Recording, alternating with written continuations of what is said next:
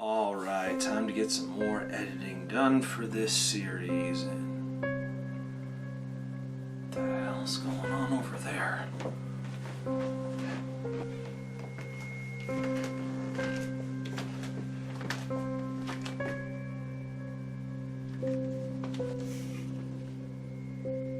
What's that? I didn't do that one yet? Well, I mean, I do have a lot of other movies I could use. I mean, think about all the list of horror movies I've watched over the years. Yeah, you're right. We really do need to do that one. Thank you for reminding me. How was that? Kids today, they'll possess you to do anything, right?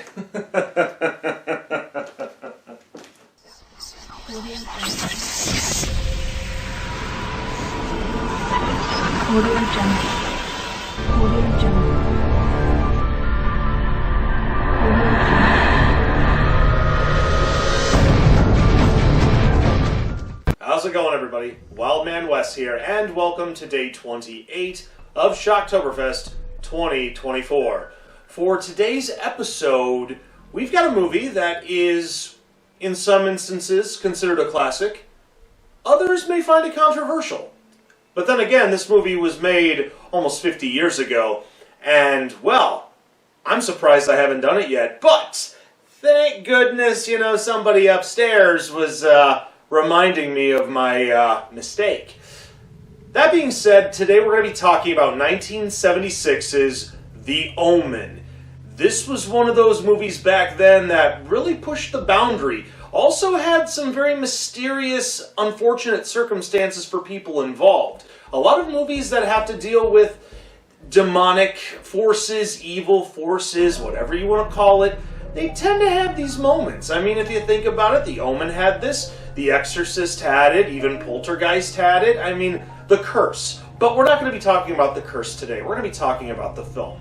So that being said, let's just move on with today's review. So our movie starts off with an American diplomat named Robert Thorne and his wife Catherine, who unfortunately, after Catherine gives birth to their son, he unfortunately dies. And while Catherine is recovering in a sleep state and is unbeknownst to the fact that their son has passed, Robert goes to a nearby orphanage in Rome and a church where he adopts a baby boy whose mother had passed after delivering him.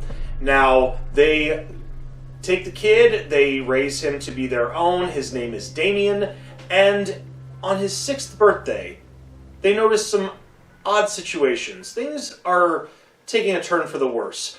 Damien's nanny decides to unalive herself, and a new nanny comes in and seems very strict, very stern.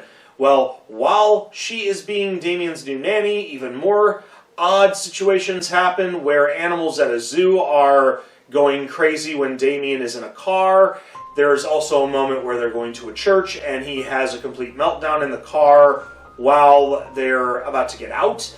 And then eventually a photographer in town has been taking pictures at a lot of different areas and lets Robert know that he's seeing silhouettes in these pictures that almost predict the demise of people that are trying to warn Robert, such as a priest who is basically trying to explain to Robert that his son is not normal, and unfortunately he meets his demise.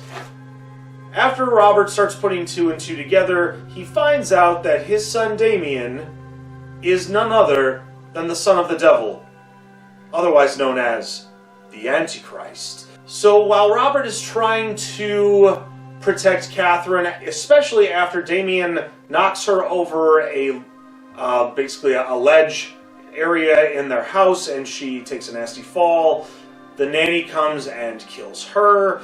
Robert has to kill the nanny. He also has to travel to Megiddo, the town that alleged Christ was crucified in, and find the daggers of Megiddo that are the only artifacts that can kill the Antichrist.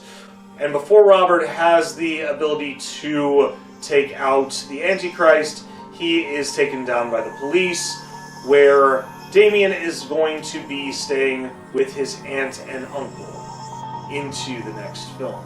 But we're not going to be talking about Damien Omen 2 or Omen 3, The Final Conflict, or the fourth movie, Omen 4, The Awakening, or the first Omen. We're going to save those for a later time because, I mean, this is definitely one of those series that I probably could go back to the old 2017 method of doing the 101s, where I just speed round all the movies, because the other sequels, some are decent, some are kind of eh, but like they say, there's no school like the old school, and the original is my favorite out of the bunch.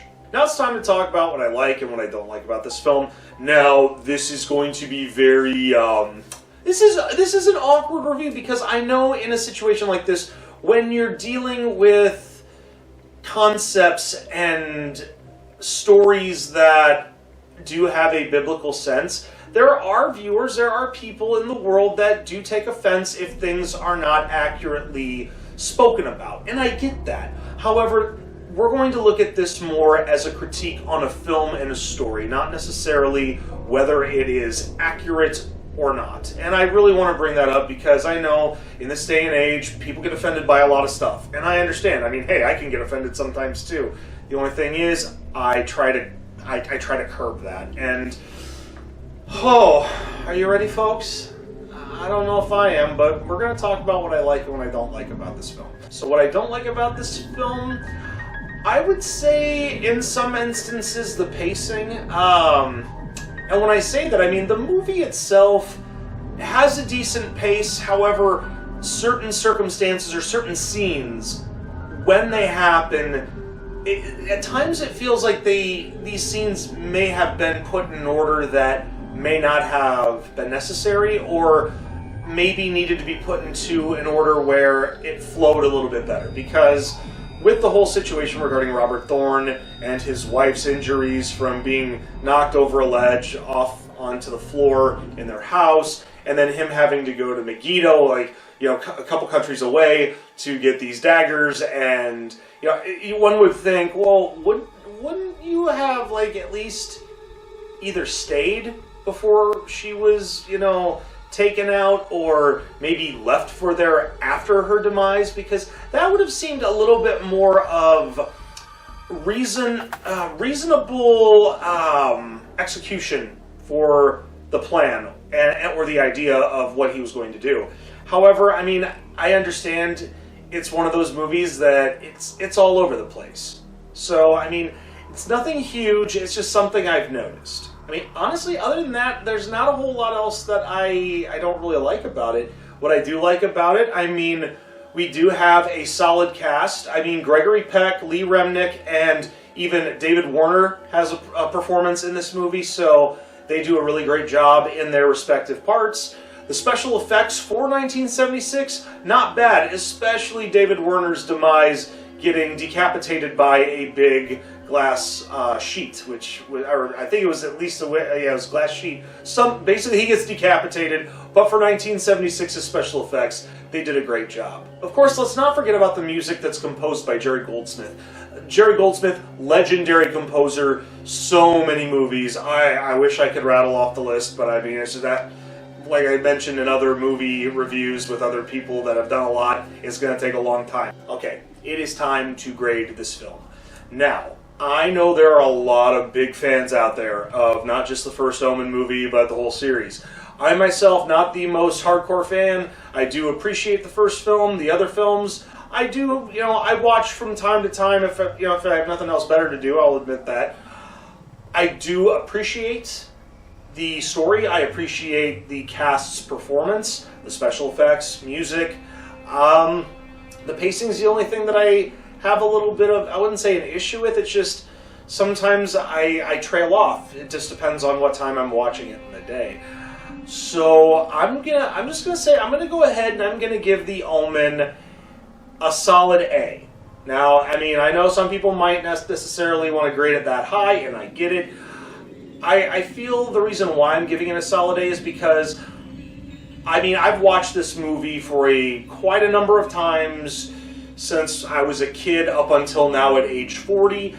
and I don't necessarily get bored. I mean, I still want to watch it and see if I missed anything. That's one of the reasons why I'm giving it the grade I am, because when there's a movie you've watched over and over and over again, and there are times where you pick up on something, it's a treat. It really is. And for better or worse, sometimes I find things that I haven't seen after the first, a couple hundred times of viewing it. So there you go. That's what I'm giving this. Well, we hope you enjoyed this review on The Omen, for better or worse. If you liked what I had to say and agree with me, you can leave a thumbs up. And if you didn't necessarily agree with me, leave a thumbs down.